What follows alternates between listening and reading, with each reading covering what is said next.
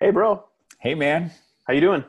doing good, doing good. Happy Friday. Thank you, sir. Likewise, likewise. You ready to jump into things? Let's hit it. We got a killer tip of the week this week. Big news in the legal front. California is passing new legislation starting in January. All of us as e-commerce sellers need to be compliant with what do we call it? The California Consumer Privacy Act. Yes. So tell us more about it. Give us the lowdown. Let us tell us what you know so far, and as this plays out, we'll update people in the future. But what do people need to know right now to get ready for this new legislation? Yeah, definitely. The biggest thing is it does go into effect January 1st. And Okay. you may think if you're not a California based company, you're like, well, I'm good. But the reality is, if you have customers from California, you still have to be compliant. So that's Okay. where you have to sort of do your due diligence on. They've called it basically GDPR light. So if you remember when we went through the GDPR stuff with the Yep. European Union, this is just a sort of lighter version of that. So the good news is if you already are doing some of the GDPR, have done it, hopefully by now, compliance, this is just one additional step. It's not going to take too much of your time and resources Yep. to be able to execute that well. Basically, though, there are some thresholds that protect small and mid-sized companies Okay. Well, that let me just say this. Sorry to go ahead. interrupt, but Yeah, we did GDPR you did. teaching and training, so we'll link that in the show notes. Yeah, So if you're not GDPR compliant, now's a great time to kill two birds with one stone. Get exactly. yourself GDPR compliant. It's very straightforward. The method of implementation is not difficult. We have show detailed notes about that. Mhm. We'll link that up so you can check that out. Okay, so Yeah. sorry to interrupt. So yeah, no worries. That's really good, and it's also helpful to note that if you're using a platform like Shopify and any of the email sending platforms, they have already done this work to help you be GDPR compliant. So this is just an extension of that work as well. Yeah. But some of the thresholds, if you are over 25 million in annual sales, then then you are bound by the law. So if you're under that, small and medium businesses have an exemption for that. However, the caveat to that is that there's also one that says if you handle personal information of 50,000 or more consumers or households or devices. So potentially Wow. an email list, if you have a significant email list, you That's a may pretty low require you to do number. that. Yeah. Yeah, so if you got 50,000 people on your list, it applies to you. Yeah, or Okay. if you had 50,000 customers in Transactions, yeah. total, Hmm. now they may be obviously California customers, but still, if you've been in business for a number of years or you have Yeah. some level of scale, it's not going to be too hard to hit that compliance. So what I recommend doing sort of as a best case next step, here's how you implement it. Do some of your research. We'll post some links as well into the show notes on this, where you can go and dig a little bit deeper. But I Yep. would just make sure that you are in fact GDPR compliant, and I would probably update your privacy policy. That's the other little thing that I would make sure that you are including some conversation around the CCPA language, and that's being covered in your privacy policy. Yep. But other than that, if you are doing the things that are required for GDPR, you should be okay. And Okay, so you just use the acronym. Is that it? CCPA, that's the new thing? CCPA, yes, that is the CCPA. acronym. Okay, so CCPA. So one tip is update your privacy policy. Although I will say, um, so a couple pieces here, just as a mechanics. Usually, what happens is Shopify will push new privacy policy in terms of service code that you can use their code generator to create it, and then you put it on your privacy policy page.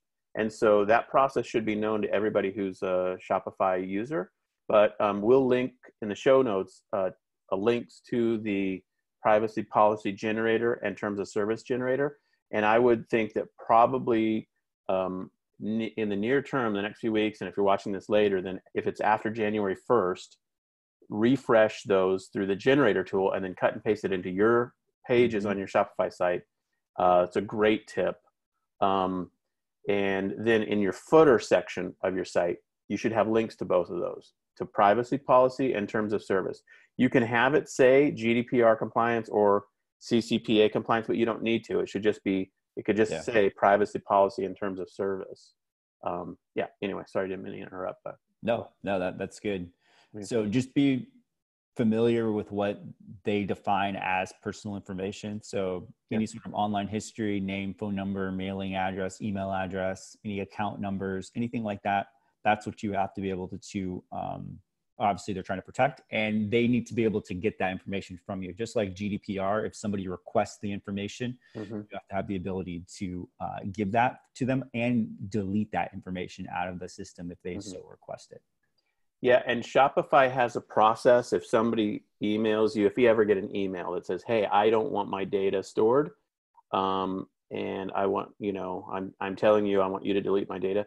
Shopify has a process for you to submit it, and they'll do the cleanup job on that. So, Mm-hmm. so that's a baked-in system on their side. And then, what else was I going to say? There was another thing that I was just thinking about, but. So this is not rocket science. It's pretty straightforward. Shopify has the tools available for you to be able to manage and do this. So I think that's pretty straightforward. Anything else that's top of mind? Yeah, one of the other ways that you may have to be compliant, and this will probably be more impactful if you are on the larger scale and you meet the requirements for it, is they may request in the California law a methodology for verifying that the person who's making the request is in fact them. So you have to have a stated policy that allows you to verify that that's the actual person making the request. So if you don't have that policy already built for your business and easily, SOP'd out, so you and your company can follow that, you may want to go through that process as well. Just having a verification process for people. Okay.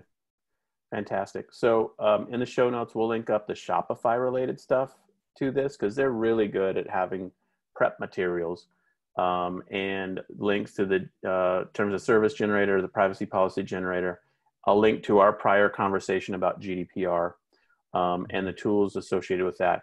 The main, just so as a recap, the main trigger that a lot of people had to work through for GDPR compliance was what's called active intent, where you have a pop-up on your site, which is annoying. All of us sort of hate it, but a pop-up on your site that says, yes, we use cookies to track your information, and the customer has to click, actively that they understand that.